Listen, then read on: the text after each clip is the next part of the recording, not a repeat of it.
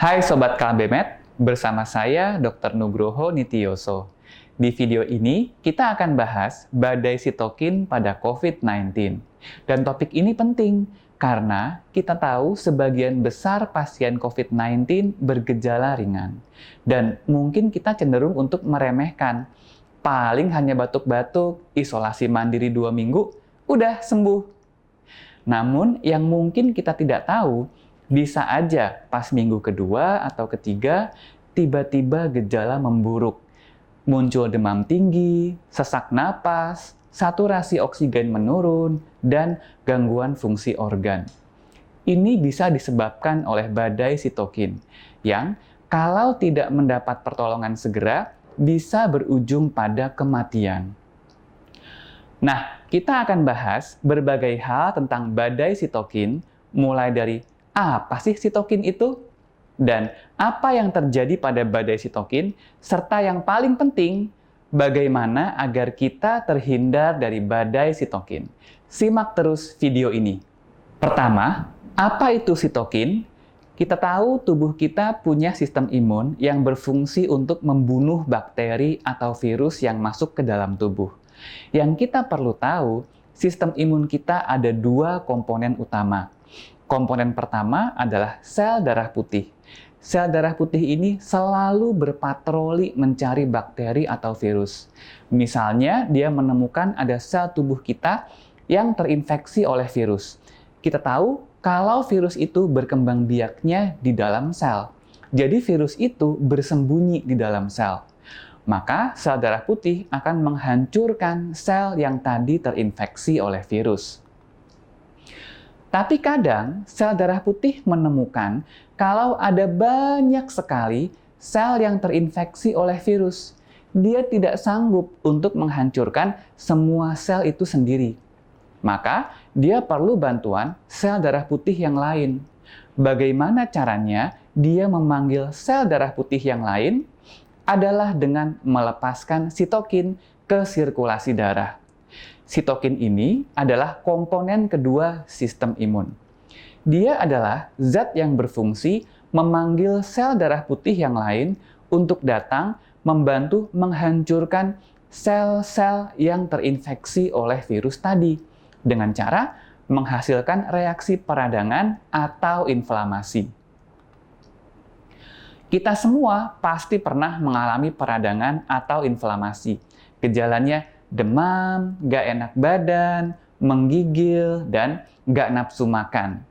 Normalnya, setelah semua sel yang terinfeksi sudah berhasil dibersihkan oleh sel darah putih, maka sel darah putih akan berhenti melepaskan sitokin, sehingga sel darah putih akan berhenti berdatangan, maka peradangan akan berhenti, dan kita akan masuk ke masa pemulihan.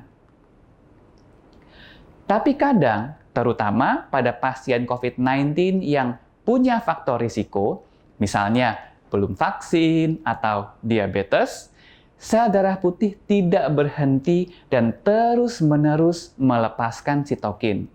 Akibatnya, kadar sitokin dalam tubuh terus meningkat, sel darah putih terus berdatangan, maka peradangan menjadi semakin parah dan merusak sel-sel yang sehat yang ada di berbagai organ, misalnya paru-paru, jantung, atau ginjal.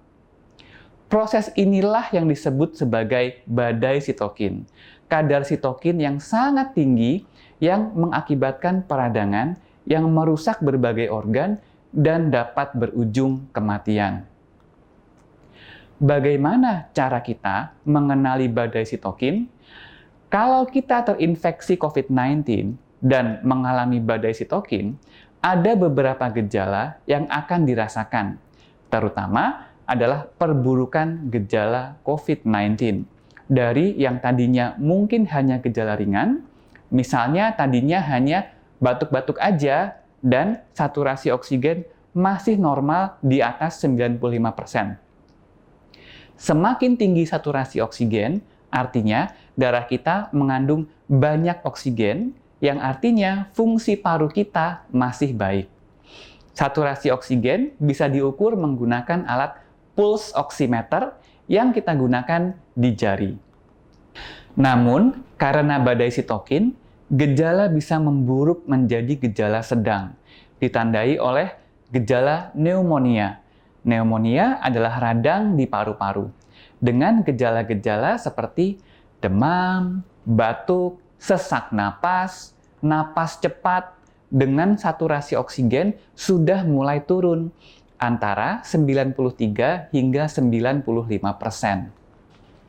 Atau bahkan bisa memburuk menjadi gejala berat yang ditandai oleh juga ada gejala pneumonia seperti tadi, demam, batuk, sesak napas, napas cepat, tapi disertai juga dengan gejala tambahan, yaitu frekuensi napas yang cepat, lebih dari 30 kali per menit, atau kesulitan bernapas yang berat, dengan saturasi oksigen turun hingga di bawah 93%.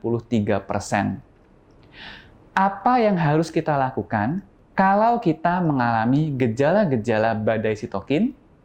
Kalau kita mengalami gejala-gejala yang tadi kita bahas, maka sebaiknya kita segera berkonsultasi dengan dokter.